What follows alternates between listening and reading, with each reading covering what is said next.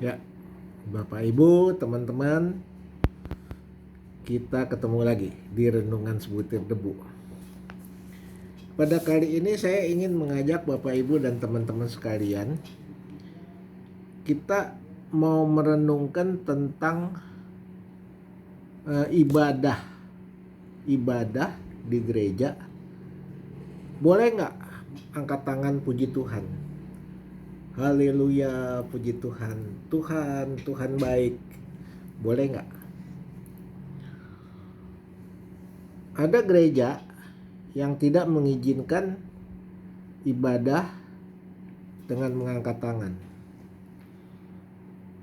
Tapi gereja-gereja karismatik umumnya Bethel, Pantikosta, angkat tangan puji Tuhan. Ya. Nah, sebenarnya boleh apa enggak? Lantas kenapa boleh dan kenapa tidak boleh? Boleh dalam arti kalau benar-benar kita merasakan sentuhan Tuhan, kuasa Roh Kudus turun atas kita, sehingga kita ingin sekali memuji Tuhan dengan mengekspresikan mengangkat tangan. Ya. Tapi ada gereja yang melarang angkat tangan. Saya nggak tahu alasannya apa. Ya. Mungkin ada yang bilang, oh ini kedagingan supaya dagingnya yang enak. Nah, sekarang kita lihat Alkitabnya, firman Tuhannya bunyinya apa? Ya.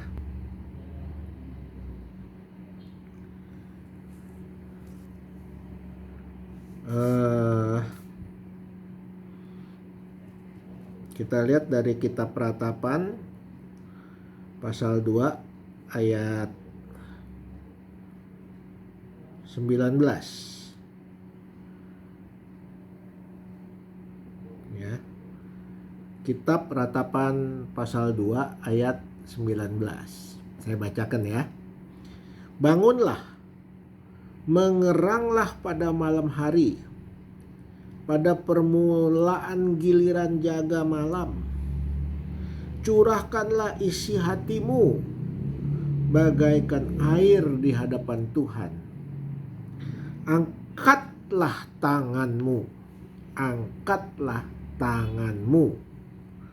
kepadanya, kepada Tuhan.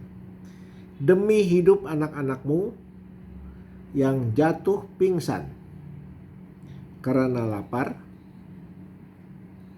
di ujung-ujung jalan.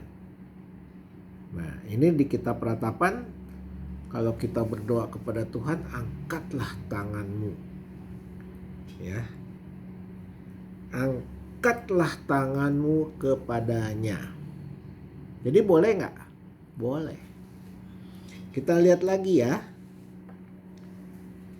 Di Mazmur 2 ayat 8. Di kitab Mazmur 2 ayat 8. Itu bunyinya apa? Dengarkanlah suara permohonanku apabila aku berteriak kepadamu, minta tolong, dan mengangkat tanganku ke arah tempatmu yang maha kudus. Mengangkat tanganku ke arah tempatmu yang maha kudus. Angkatlah tanganmu. Boleh. Ya kan? Bukan kedagingan. Dalam Nehemia pasal 8 ayat 6. Kita lihat. Nehemia pasal 8 ayat 6. Esra memuji Tuhan Allah Maha Besar. Amin, amin. Sambil mengangkat tangannya. Esra memuji Tuhan Allah Maha Besar. Amin, amin. Sambil mengangkat tangannya. Kemudian mereka berlutut dan sujud menyembah kepada Tuhan dengan muka sampai ke tanah.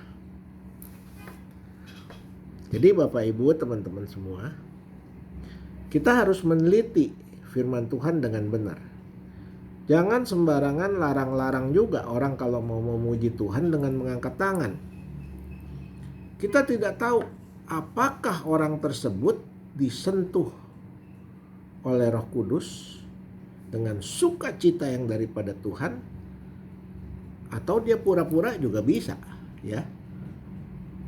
Yang jadi larangan bagi gereja-gereja Injili, umumnya mereka bilang, nyanyi-nyanyi begitu, nandak-nandak itu kedagingan, untuk memuaskan dagingnya. Pertanyaannya, saya bertanya, bagaimana dengan Raja Daud yang waktu itu kerasukan Roh Kudus sehingga dia menari-nari dengan telanjang? Itu kerasukan Roh Kudus loh. Bapak Ibu, hati-hati. Selalu kalau ada suatu peristiwa, kembali ke Alkitab. Back to the Bible. Ada nggak diatur di Alkitab? Kita jangan menyimpang dan menentukan sendiri. Karena firman Tuhan tidak boleh ditambahkan dan tidak boleh dikurangi. Ya, Bapak Ibu. Jadi,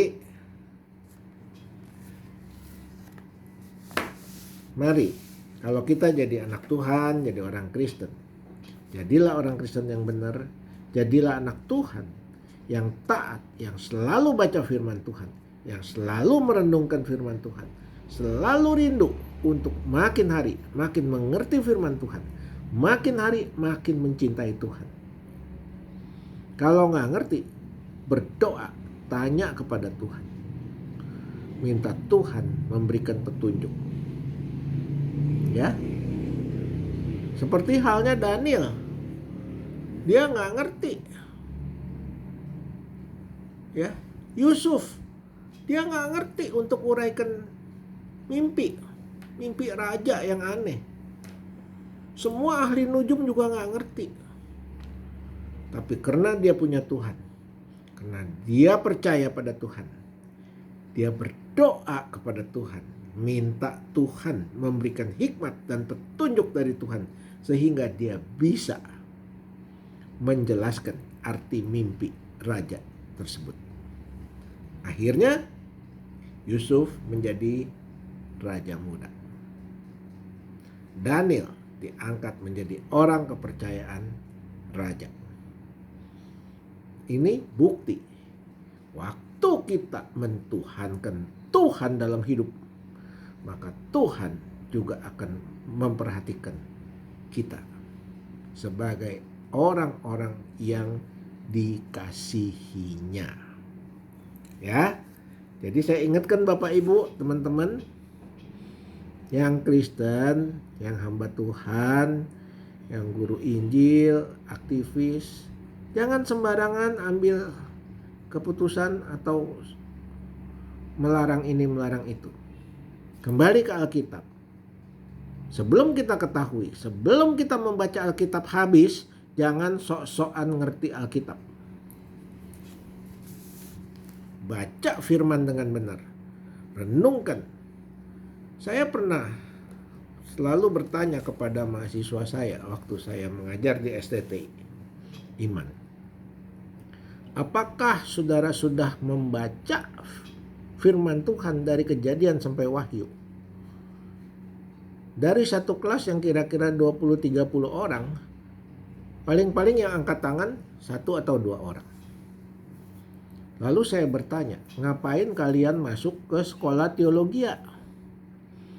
Lantas apa yang kalian mau ajarkan kalau firman Tuhan aja, Alkitab aja belum kalian pahami?